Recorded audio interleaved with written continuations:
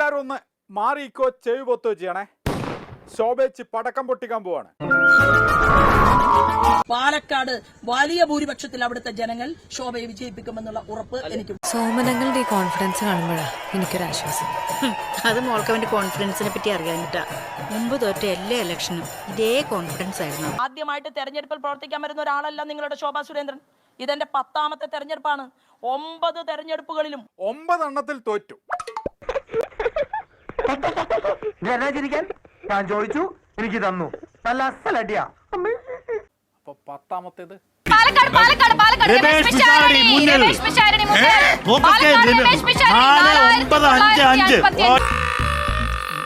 എന്നെ പറ്റിക്കണ്ട, എനിക്കറിയാം. April fool അല്ലേ? അല്ല, ഏപ്രിൽ ഫൂളൊക്കെ ഇപ്പൊ മാർച്ചിലേക്കാക്കിയോ? അത് തോറ്റത് ശോഭേച്ചിയല്ല, ഓരോ നിഴലാണ്. നിങ്ങൾക്ക് സുഹൃത്തെ, ഇതിൽ ഒരു നിഴലാണ്. അല്ലെങ്കിൽ പിള്ളേച്ചൻ നുണ പറയുന്നതായിരിക്കും.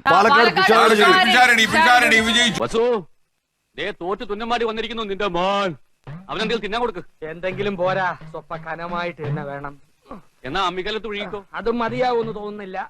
പൊരിഞ്ഞ പോരാട്ടമല്ല. രാഷ്ട്രീയത്തിൽ തിരിച്ചടി ഉണ്ടായപ്പോൾ പൊട്ടിക്കരഞ്ഞെന്ന് വെളിപ്പെടുത്തി ശോഭാ സുരേന്ദ്രൻ. മനോരമ ന്യൂസ് കോൺക്ലേവ് വേദിയിലായിരുന്നു ശോഭയുടെ വെളിപ്പെടുത്തൽ.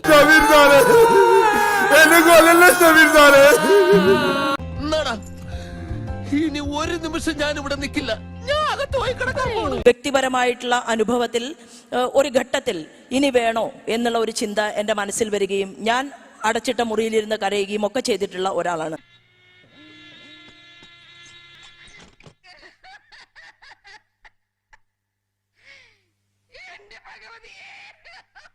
തെരഞ്ഞെടുപ്പ് കഴിഞ്ഞു. ഞാൻ ഇന്നലെ ഒരു സിനിമയ്ക്കാണ് പോയത്. എൻ്റെ നാട്ടിലെ കുറച്ച് കുട്ടികളൊക്കെ ഉണ്ടായിരുന്നു, പാട്രിയറ്റ്. ആ പേര്, ദേശഭക്തിയോട് ചേർന്ന് നിൽക്കുന്ന ആ പേര് കണ്ട് സിനിമയ്ക്ക് പോയി. നാട് മുഴുവൻ നിരങ്ങി ഇങ്ങനെ സിനിമയും കണ്ട് 4 നേരം ഫുഡും കഴിച്ച് ഇങ്ങനെ ജീവിക്കാൻ ഇവനൊന്നും ഒരു ഉളുപ്പില്ലെന്ന് ഞാൻ ആലോചിക്കുന്നത്. ഞാൻ എന്താണോ ഇങ്ങനെ ആയിപ്പോയത്?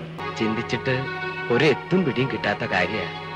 ആ തലവര. രാജ്യത്തിന്റെ പ്രധാനമന്ത്രി തെരഞ്ഞെടുപ്പിൽ എന്നെ കുറിച്ച് സംസാരിച്ചു, തെരഞ്ഞെടുപ്പിന് ശേഷവും എന്നോട് സംസാരിച്ചു എന്ന് പറഞ്ഞാൽ ഇതിനേക്കാൾ വലിയൊരു സർട്ടിഫിക്കറ്റ് നിങ്ങളുടെ ശോഭയ്ക്ക് എന്താ കിട്ടാനുള്ളത്? ഏത് പട്ടിക്ക് ഒരു ദിവസം ഉണ്ടെന്നല്ല പറയാറ്, അതുപോലെ സാറിനുണ്ടാവും ഒരു ദിവസം.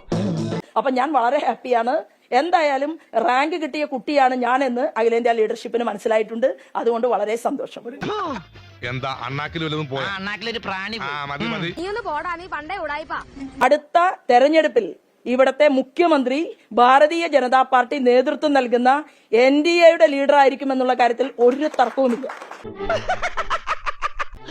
ഈശ്വര, ഇവിടെ ആരില്ലല്ലോ ഇതൊന്ന് പറഞ്ഞു ചിരിക്കാനായിട്ട്. പാലക്കാട്ടുകാർക്ക് 2 MLA ഉണ്ടാകും.